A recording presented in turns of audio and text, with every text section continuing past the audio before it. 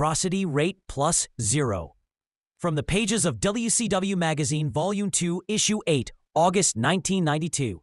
The cover screams with intensity, featuring Sting staring down the reader as the face of World Championship Wrestling entering a new era.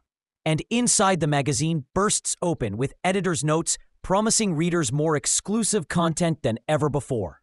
The early news sections recap live arena events from around the country, spotlighting the energy of WCW's national tour, and introducing the issue's flow with bold images and graphics. Then, into the front row ringside section, a grab bag of superstar stat packs, Who Am I trivia, Gordon Soley, remembering, and reader letters that create that sense of an interactive community building around WCW as fans debate their heroes and villains and write in with passionate pleas about Lex Luger, the Steiner brothers, and of course, Sting himself.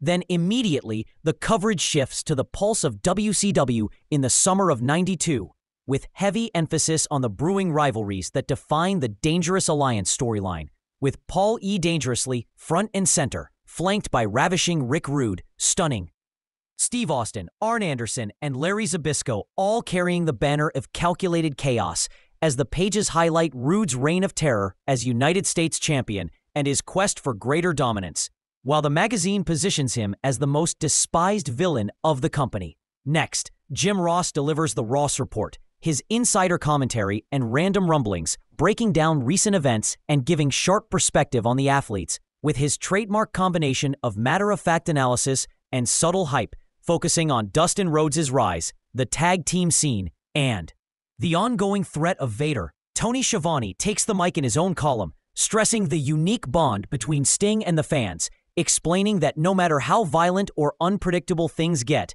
Sting remains the heart and soul of WCW, and that relationship is irreplaceable. Then the feature Hear Me Out with beautiful Bobby Eaton reveals his surprising attitude change, explaining why he aligned with the Dangerous Alliance, his words presented as raw and unapologetic, positioning him as a man proud of betrayal and determined to carve a new legacy.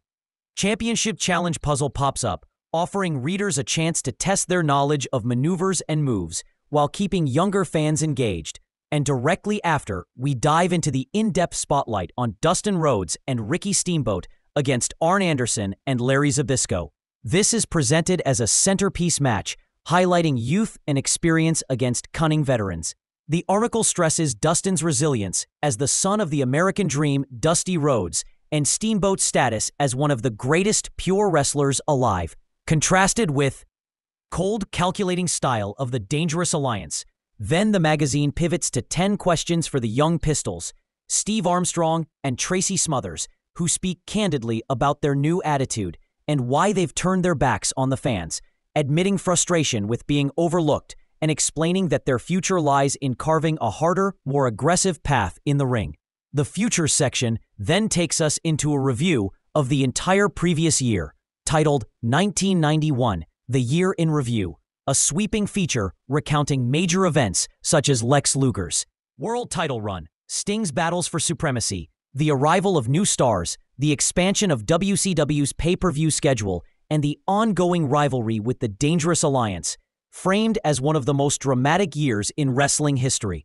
The momentum carries directly into the WCW Magazine Reader Awards for 1991, where readers voted in categories like Rookie of the Year, won by Eric Watts, Most Popular Wrestler, awarded to Sting, Most Hated Wrestler, going to Rick Rude, Tag Team of the Year, claimed by the Steiner brothers, and Wrestler of Reciprocity rate equals 0%.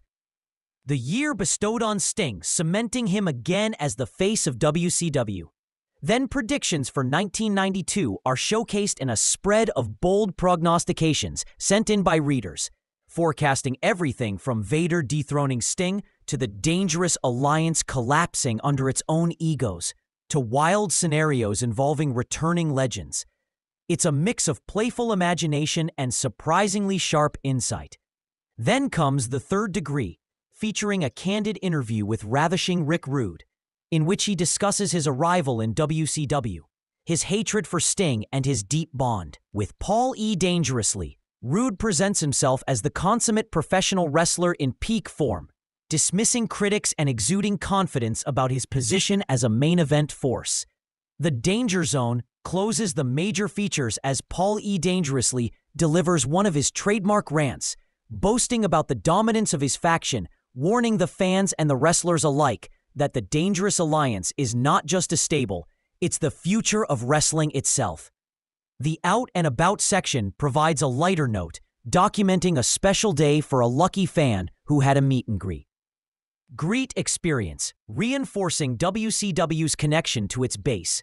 The magazine then tucks in another championship challenge activity, this time letting fans submit artwork and showing off young reader drawings of their favorite stars, further reinforcing the interactive feel.